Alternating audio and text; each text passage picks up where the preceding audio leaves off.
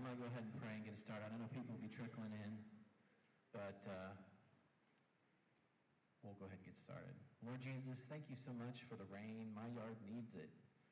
And I thank you for the nourishment that it gives and the little bit cooler weather, the break from the heat. God, thank you for these parents who are committed to training their child up the way they should go. Thank you for the partnership you've forged in this school, and thank you for the blessing that it's been to me personally as a dad here, and how strong our relationship is with our children thus far. Lord, we love you. We pray that we'd always be doing your will. In Jesus' name, amen. All right. So just to give you an overview, I'm going to start just giving you a lot of vision, the why of the house system, and then we'll get to what, at the end, we'll talk about what's going to happen on Monday just to ease any anxieties of very, very shy 7th graders or new students. You can give them a little bit of a heads up of what's going on to hopefully calm them down a little bit, because we're not trying to torture them on purpose, okay? But we'll get to that in a minute. So, we are University Model. We're not together all the time, and that's good, right? We want them to be with you, and so we've set up our schools so they have more time to spend with you, and that's why you're here. But we realized a few years ago that we had a lot of awesome and amazing families and amazing students with a lot of giftings, and despite those things, we were kind of disconnected when we came together. Very task-oriented, business-like, and just because we didn't spend a lot of time together, we were just disconnected. I can't really explain it. And we were thinking, how can we really encourage these kids to invest in the little time that they have here, invest in the school, invest in their classmates. And so my wife, Amy Hay, and I just did some research. She actually did a paper for our graduate class at TCU on the house system, which included us looking at house systems in several other schools. We went down to Austin Veritas Academy and spent some time with them. She spent some time at Coram Deo in Flower Mound, I believe. And we really looked at what other schools were doing with the house system and decided that we would love to implement this at our school. And from the whole get-go, we want you to know it's not because we thought you guys didn't have enough to do, okay? We would never just give you something to do that we didn't think was meaningful and important.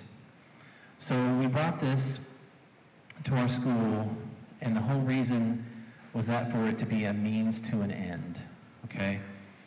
We love that our students are competitive. We love that our school students have house spirit, but really those things are just, those are extra things. The main goal is to really develop our students to be people that care about others. Because we get really focused on the academic part here, and there's really nothing wrong with that. But why not give them some opportunity and some training to be others-centered while they're here at CLPS? So the goals, the pillars of the house system, and just this week I built a page on our family website for this, so this is all there. The first goal is relationship building. We want them to build Christ-centered quality relationships with one another. That's part of our profile of a graduate. So we're giving them opportunities to do that. All the things we do are fellowship opportunities. And so that's what we'd like to tell our leaders, okay? Because I'm starting to notice that this generation's worst thing that could ever happen to them is to be awkward. They'd rather die a painful death than be awkward, right? Isn't that weird? And so what we're trying to tell our leaders is we are creating opportunities to you for, in a non-awkward way, engage other students.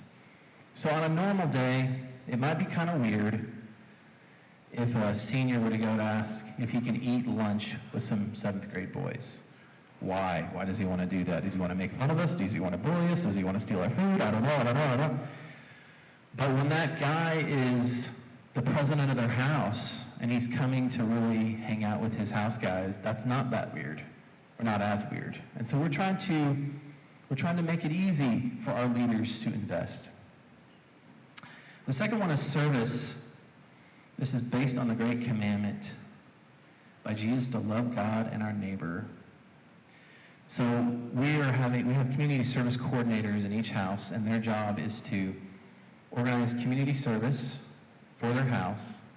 But a lot of them are open to any upper school student. We just would like each house to have a specific focus.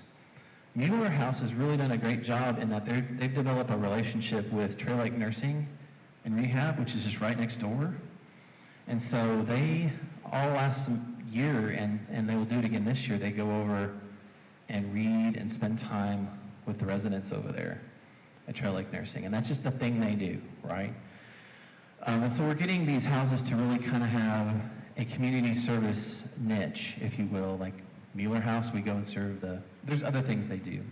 But we usually open it up to anybody that wants to come serve. So we want them to be others-centered. Also, we want our leaders to kind of flip that whole I'm cool, I'm a senior, I'm top of the heap mentality on its lid, right? We all went to school. That's the way it was. When I was a freshman in high school, I hated walking down the main hallway of my building, or of school, because the seniors would stand on the walls, and when the freshmen would come by, they'd slap our necks really hard. And they could do that because they were seniors. And yeah, don't ever touch my neck. I'm scarred because of that. I'll karate chop you because of what happened in high school. And some of us were like, man, I can't wait till I'm a senior so I can slap some necks.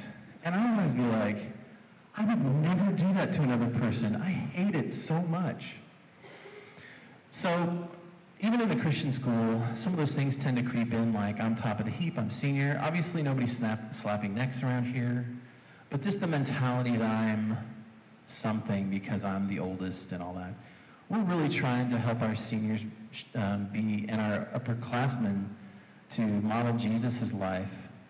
You know, Mark 10:45, I did not come to be served, but to serve and to give my life a ransom for many. And this was the Lord Jesus Christ, the King of the universe, saying, I did not come to be served.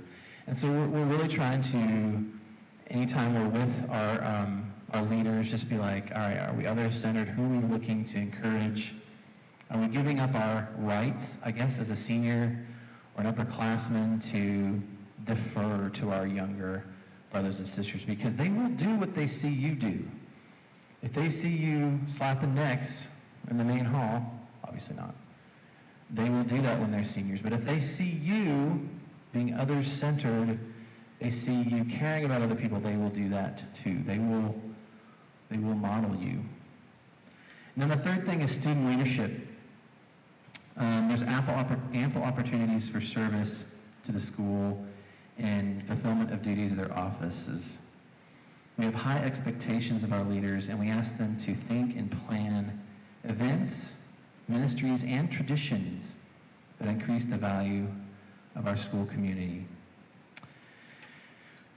All right, what I'm going to do right now is I'm just going to give you a little bit of what I tell so we have a training time in May.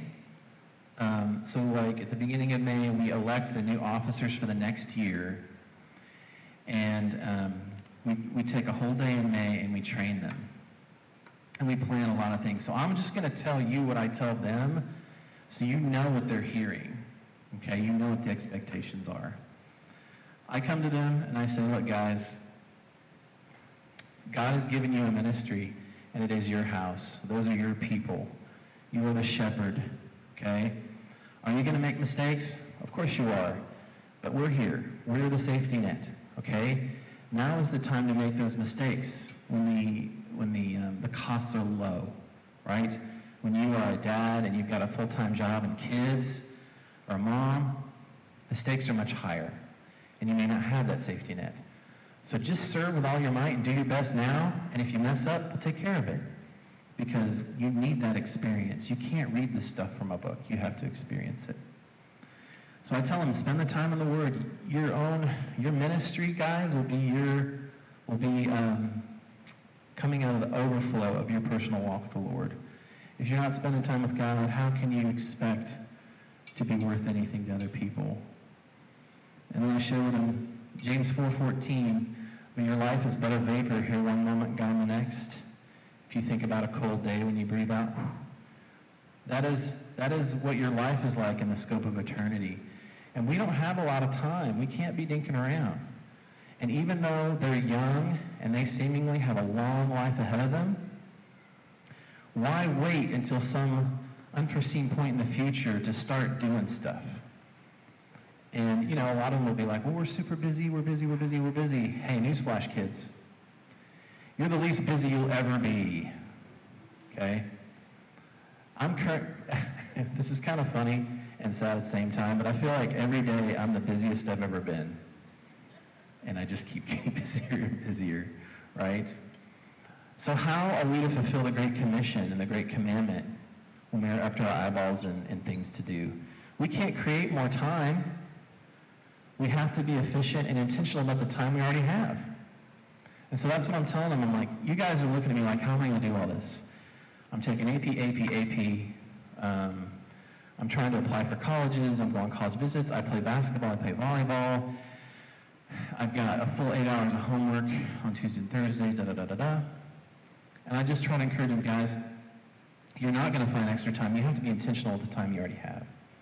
I say one of the most intentional times is lunch. Nobody really has anything to do but eat.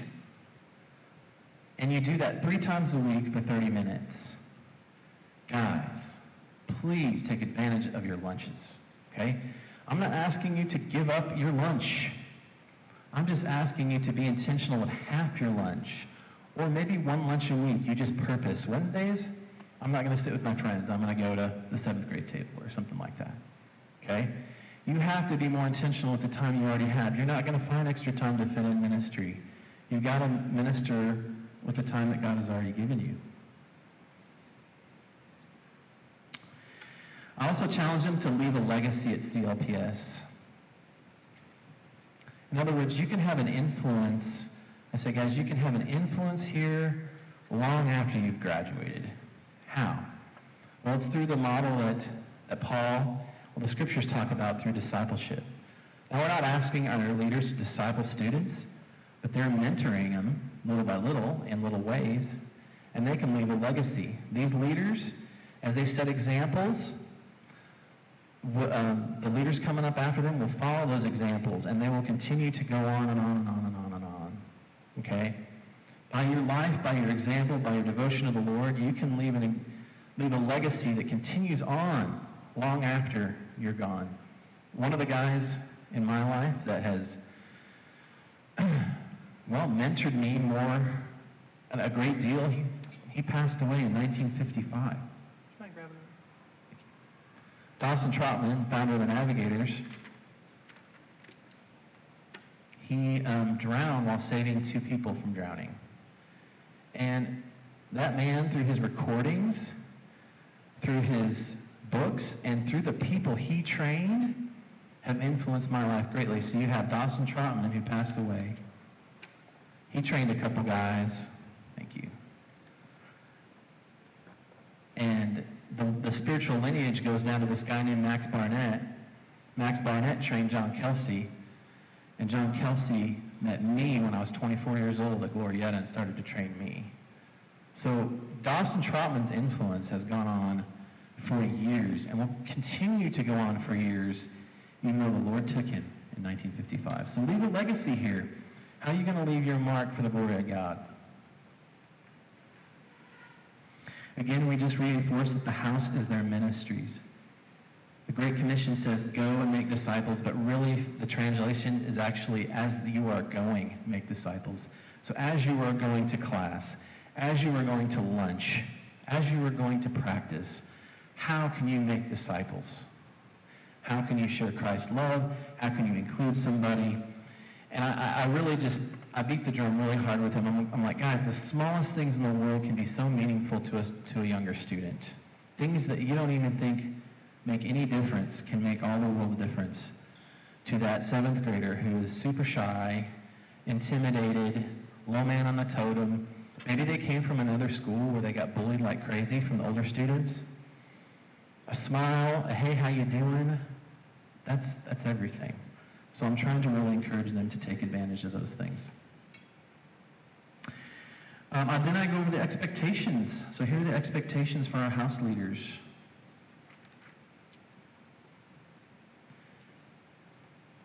They're to participate and attend all meetings, battles, and retreats. Attend the officer retreat. Attend mock day and sorting and be excited about it. Attend and plan and run the house retreat. Guys, a lot of these things are planned by our students. If they don't plan them, they don't happen.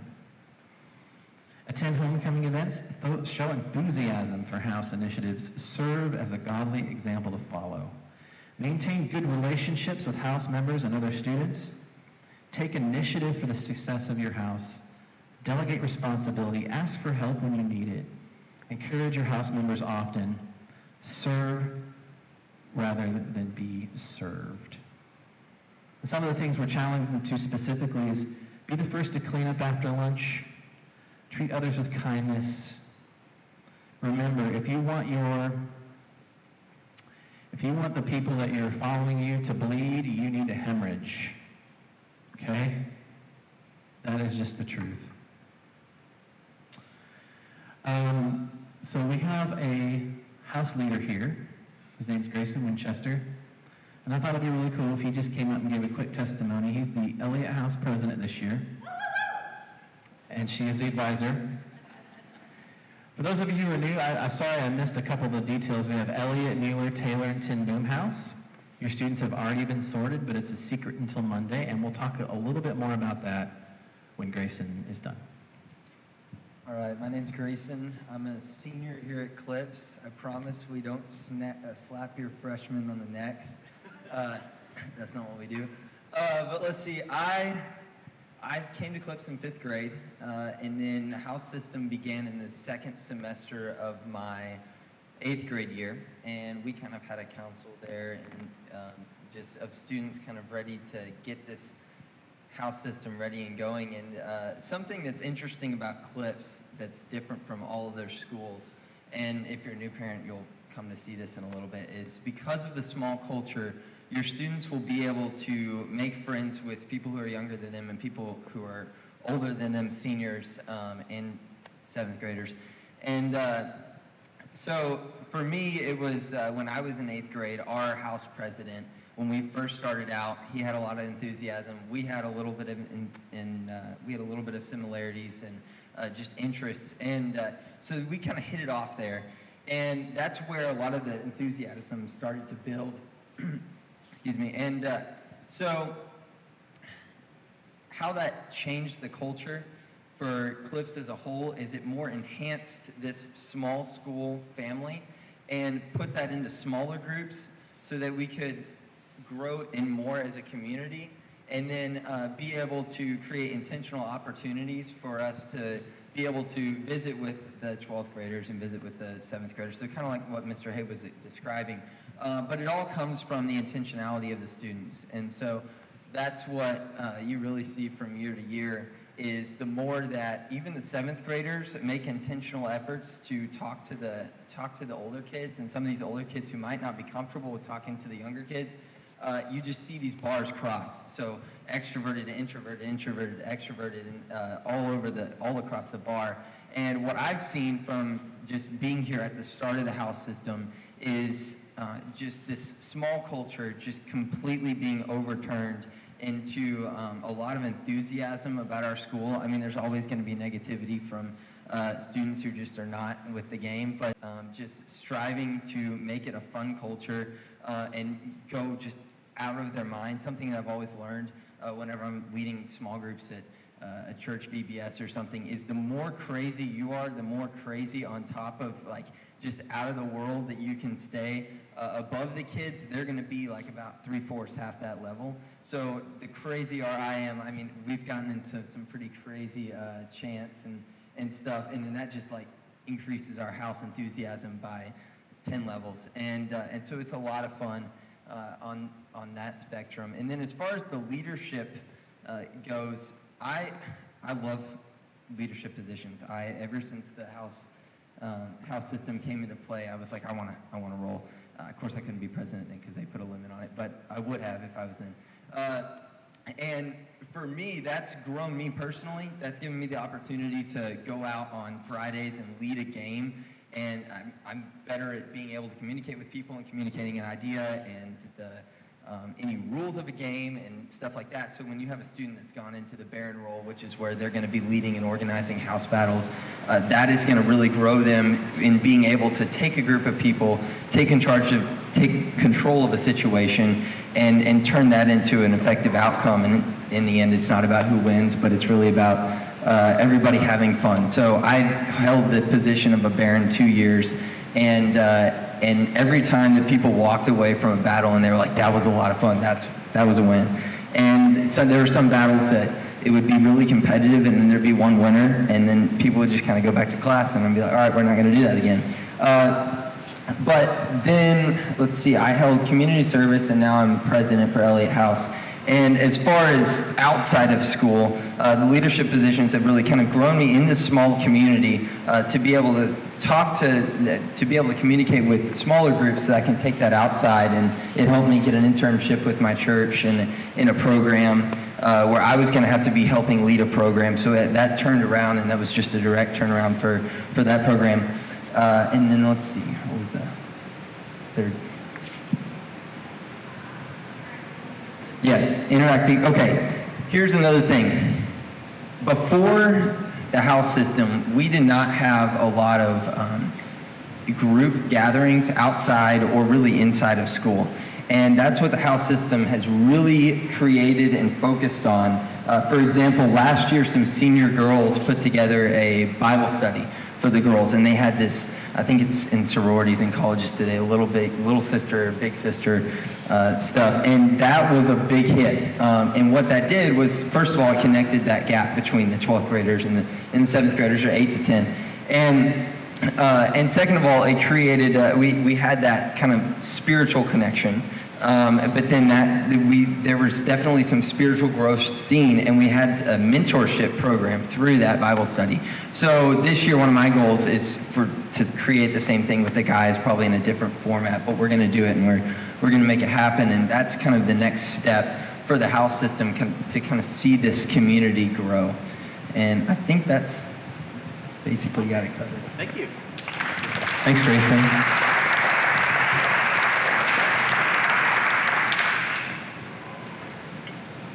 I think, were you in the 6th grade my first year here?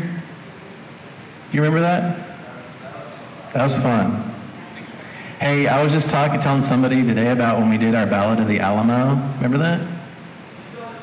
Yeah, I do. So real quick, when I was a 6th grade history teacher for recitation, we took Marty Robbins' Ballad of the Alamo song. Have you ever heard it? Go listen to it. And the kids acted it out on stage, and then I stood in front of the stage as like the balladeer and lip synced the whole thing. And then halfway through, my mustache started to fall, and it fell and stuck to my guitar, and it was awesome. It was legendary. People still talk about it. Okay. All right, so we just love our leaders so much, and we're so proud of them. And every year it just gets better and better as they build on what has been put forth before them. So we are standing on each other's shoulders as we move on, and we're just thrilled in just a few years what we've accomplished through this. And it's a means to an end. The house system is not the end all be all. It's what we're trying to do through it. And I just want to point out one thing that I haven't really talked about right now is points, okay? They have to earn points, and then they win a house cup at the end of the year. We take that very seriously. We do it with much accountability, and we make sure that everything's above board, but it's not the main thing. We want to keep the main thing the main thing. And the main thing is being others-centered and really encouraging one another, okay? We'll take questions in a second, but I wanted to just talk about mock day and the sorting ceremony, especially for new families. We know that there's some introverts out there that are just like dreading it. We try to make it short and as painless as possible. but we do want some mystique and mystery to it. So we will bring them in here. I'll be dressed as a knight with a giant sword, and we sword them into their house. And when they get sorted, get it? The meaning SW, okay, so they come up on stage and they shake the hands of their president, they get their brand new house shirt, and then they come off stage and they go to one corner of the room where their house is, and all their house members will be like, yeah, whoa, high five line, whatever. That's the most probably traumatic thing that will actually happen, because there will be a lot of focus on some of our poor introverts, okay? After that, the houses will disperse into their rooms, and they will do the super secret induction ceremonies. Super secret. Yeah, they're not hazing oriented. They're all very positive. No necks will be slapped, okay? It's all very positive, encouraging ceremonies to induct them in the house. Because again, we're trying to be biblically modeled where the last shall be first and the first shall be last. We're trying to really prop up our younger kids to show we care about them, not push them down because they're low man on the totem, okay? Well, what am I forgetting? So then after that, we'll have a house battle, and then we'll have a party. Right. And then a house retreat. Okay, yes, very good, thank you. Right after we have house sorting on Monday, we will have a house battle. So as soon as they're sorted, we'll all compete for something for points. It'll be the first one of the year. And then on Monday evening from 5 to 7, 5:30, 3 to 5, what? 3:30 to 5, we're all going to go out to Dutch Branch Park, which is Benbrook Park, and we rented a pavilion out there, and we're just going to have a fun fellowship time. I'm going to go get some snacks, and we're just going to hang out. And so those are the times where we can just really kind of get to know each other in a really, in a social way, okay? Other thing is the house retreat. This is super important. Please, please, please, if there's any way, make sure your kid can go on the house retreat. It will be October 12th, I believe, and 13th. The reason I say that is because, relationship building is a long process, but we've seen that if we can get kids to go on the retreat, they can cram about as much relationship building into 36 hours or 24 hours as like a half to a whole semester. Like, kids will go to the retreat kind of weird and not knowing each other, and they come back best friends, and we're like, wow, that was like seriously the magic pill. We need to do that every year. So it just really speeds up that process of getting kind of our hooks in them. You're ours. You're part of us. So make sure they can go. That week is also, the beginning of that week will be our fall break, and then some parent-teacher conferences. Okay. I was going to have to say it later, so I'll say it now. I'm sorry. A lot of you guys have seen that there aren't regularly scheduled classes during fall break. It's really important that you guys know that on that Wednesday and Thursday are parent-teacher conferences, and you guys need to come. Okay, so last year it was kind of like a launching year. We were working out our bugs. This year we're expecting to meet with all of you. Your teachers are making plans to talk with all of you. So when those go out, you need to be there. That's on Wednesday or Thursday, depending on what grade your student's in and how our teachers are scheduled, because they have to be able to meet with all their parents, and sometimes they can't fit them into one day. Also, that Wednesday is PSAT for 9th through 11th grade. Okay, so they have to come to school and take their PSAT that day. On that Thursday, all of your students will have a homework day, and then Friday at noon, we will leave for the retreat. We might have Powder Puff Girls football in the morning. That is a great intramural for house system for the parents to come out and be a part of, and you guys can coach the teams if you want to, whatever. It's a great time. So just know that even though we have fall break, and it kind of looks like it's the whole week, it is not the whole week, okay? You guys have things that are happening up here at school Wednesday and Thursday. And then Friday for sure. Last year, I think we had like a 90 to 95% attendance with our upper school kids. There were very few kids that did not go to that retreat. I'm hoping it's not your kid, okay? So especially if you're new, you want to send them on that. And I think that's all. Yeah, and just another word on the retreat. We go down to Riverbend in Glen Rose, Texas, so we're not too far away, but far enough to feel far. And we have like 3 or 4 house battles in a row. I get a speaker to come and really share with them how to connect with one another in Christ at school. We have students that lead worship, and it's just a really, really, really fun time. We do the campfire, lip sync battle around the campfire. What else? Nighttime, capture the flag, and it's a great time. Oh yeah, on Monday they can wear jeans because we're going to give them a house shirt when they get here. So just t-shirt or whatever. When they get there, they'll get their house shirt. They'll put on the house shirt. Except if they're a new student or a 7th grader, they will need to wait to be sorted, and then they will get their house shirt. Everybody changes at lunch. Okay. All right. I think that's all I have. Any questions? Yes. This Monday, mock day and sorting day, it's not a uniform day. It's jeans. Yeah, because it's a house deal. Yes.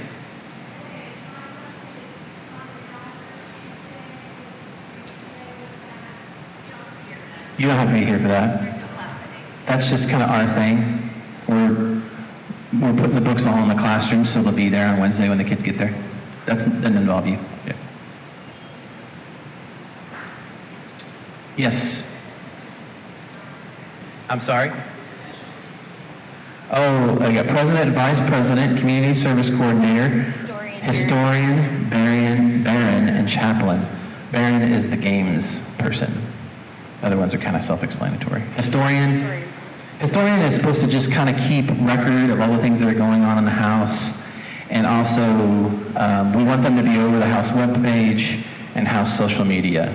There's an Instagram profile for each house, so they'll take pictures and stuff and document. And when we're trying to do the yearbook at the last minute, we're going to the historians like, please give us your pictures, and we're hoping they have some, so. Yes. On house battle days, if your students are not taking every class here, know they will have an altered schedule on those days. Last semester, we took like 5 minutes out of the beginning of the semester, and we took 5 minutes out of the second semester. It's not going to be that way. This year, we're taking 5 minutes out of every class.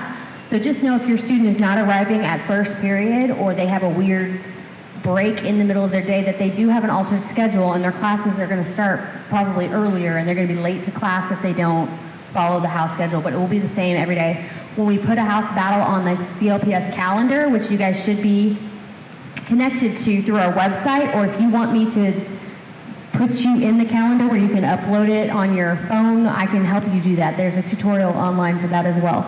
But when all those are there, I'll put the house battle schedule in the notes of that, so you just click on it and it'll show you the schedule. Does that make sense? But just know on those days are once a month, and it's kind of an odd day because of that. They have an hour to do their house meeting and then to come down and have a battle. So they have an extended lunch period, and we do expect them to go to their house events before they leave. If they're going to leave campus for lunch, they have to come to the house event first and because we're going to be communicating lots of school-wide things to your students at those times. So if there's like business to be conducted officially, it will happen in a house meeting, and then if your student leaves campus for lunch, they can leave, but they need to be part of house stuff at the beginning. Does that make sense? Yeah, just one last thing on that. The house system is what we do. If you're at CLPS, you are part of the house system, but we never make kids do anything they don't want to do, okay? Like, we're having a battle and we're doing knockout. I don't want to play that. Okay, that's fine. So you can opt out of activities, but you can't opt out of the house system itself. You can't just go do your own thing, okay? Any other questions? Okay, well, I'm obviously always around. Come by my office, call, email if you have any questions. Almost the most important thing. What do we need from you as parents?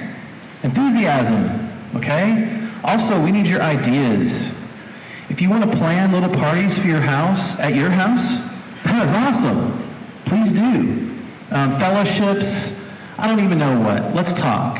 The more you can kind of help us out, the more things that come to mind for you that you could offer to help our students knit together would be awesome. Okay? All right, go ahead and take a break.